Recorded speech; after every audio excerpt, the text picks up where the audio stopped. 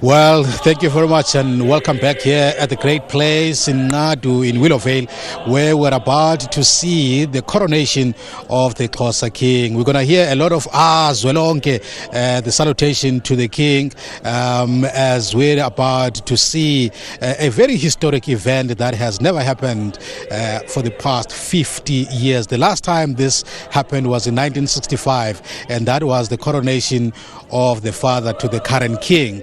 And since then, this event has never happened, and a lot of people are not aware really what does it mean and what is it exactly that we should expect out of a coronation event. But with me now is somebody who's an expert on these issues, Utata Xolile Ndevu, who's going to explain to us what this is all about. He is from the Eastern Cape House of Traditional Leaders.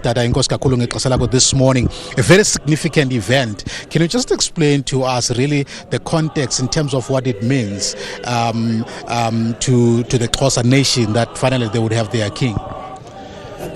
Mandibulise. Let me greet you and greet all the viewers.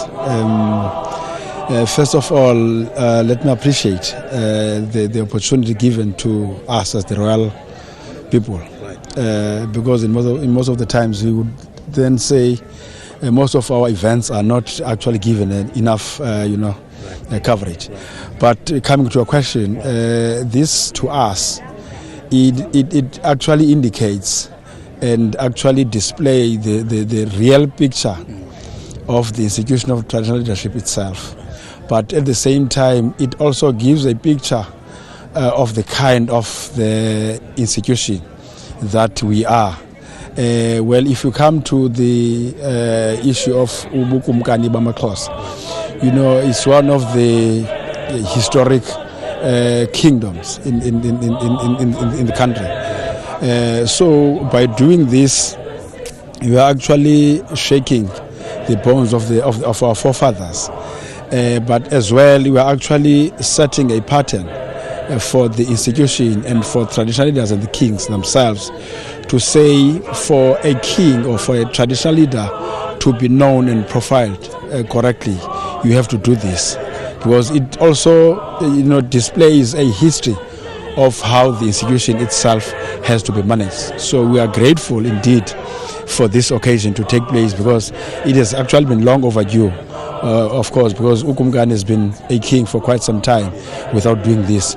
But then as we sat as a region, as a kingdom, we took a decision last year that Nakanjani this year, this must take place, so that Inkosi Zalapa are becoming the group of traditional leaders who are actually led by example.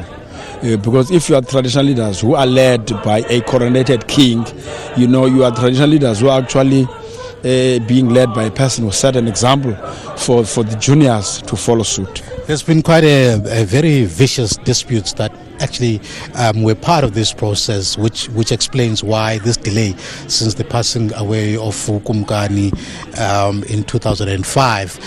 Are we now certain that there will be no comebacks in terms of really shaking this kingship of Amaxhosa?